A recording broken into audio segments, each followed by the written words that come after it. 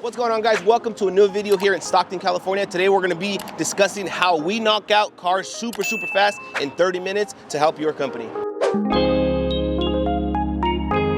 So, you have a team. Okay. How do you knock it out? What's the structure? Okay.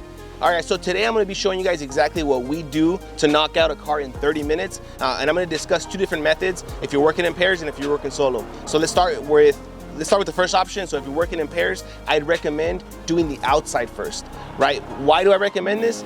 It makes it a lot more efficient. If you guys knock out the outside first, it's a big chunk of the detail already, right? So then once you guys are done with the outside, the second person can come in and start vacuuming while the first person finishes the outside, touches up the exterior, does the wheel wells, tire shine, windows, and then once the outside is done, then you guys can kind of convene back and finish the interior. So let me ask you a question about that. Yeah. So two people, should one do the left side and one do the right side, or should one do the tires only and one do the foaming? That's interesting, man. So we actually don't work on sides. We work from back to front is the way we work. Or front to back, it doesn't really matter.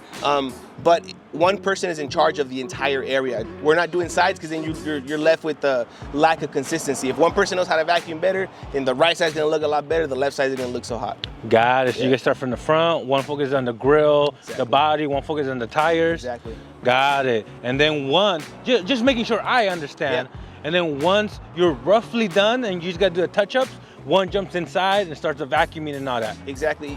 I think the key here, man, it doesn't really matter how you do it. The key is working simultaneously, right? So being efficient, you guys both actively working on something different versus working on the same thing kind of just prolongs things a little bit. All right, so how about this though? How about if they're training somebody? Yeah, that changes a little bit, man. Training's always tough. The reason why I recommend doing it in the winter where you're not that busy, whenever you're trained, I'd recommend letting the trainee do the simpler things, right? Vacuum, apply tire shine, clean the wheels.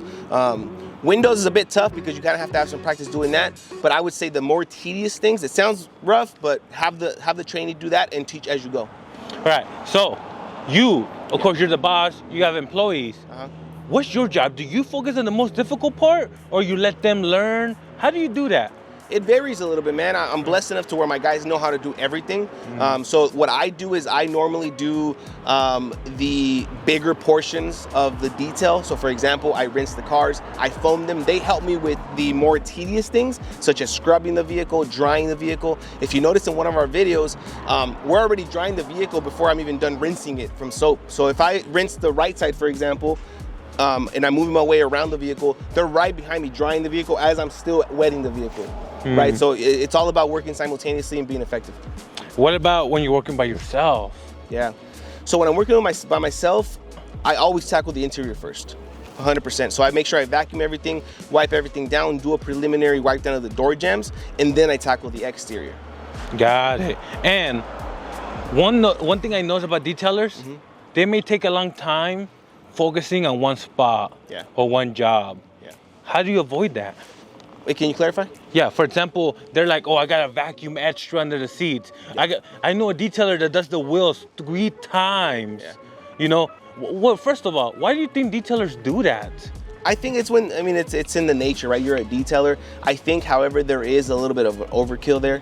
If you're doing the wheels 3 times, chances are you're probably spending too much time on, unless they're super dirty and it needs it, right? But chances are you may not be using the right chemicals. If you notice the way we do vehicles, we don't even use a bucket because our chemicals do the majority of the job. So we do the pre-treatment, right? So if you notice, one of our guys goes around and does all the wheels before we even wet the vehicles. And then I come around and do a second treatment and then we rinse. We never even scrub because the chemicals are very effective. I noticed that. Yeah.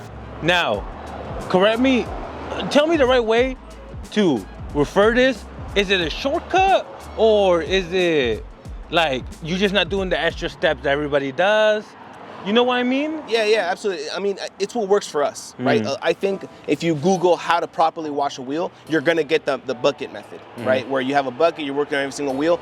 It takes longer, right? So for us, this is what works and you get an excellent result. So, I mean, again, like I said at the beginning of the video, whatever works for you, you don't have to reinvent the wheel. If I don't have to scrub, I'm not gonna scrub. Got it. And just to clarify, you mainly do maintenance washes. It's not like full details. Is there a difference? Yeah, of course. I mean, if you're paying for a full detail, chances are the car is really filthy and it is gonna need that extra little scrub. So in that case, you would. All right, but maintenance, you just go in there, do their job, get out. And granted, man, it's a maintenance wash, right? So we're here every week.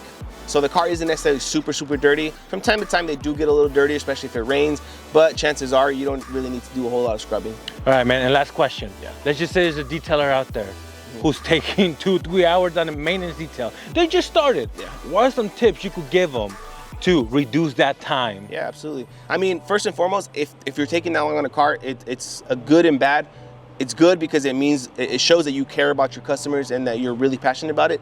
But just a little tip, try to speed it up a little bit, because if you become a little bit faster without cutting shortcuts and providing lower quality work, then you're gonna get more work and you're just gonna grow your company that much more. All right, guys, so there you have it. Let me know in the comments below, what are some tips and tricks that you do to speed up your processing when you're doing maintenance washes? Drop a comment down below, hit that like button, and don't forget to subscribe.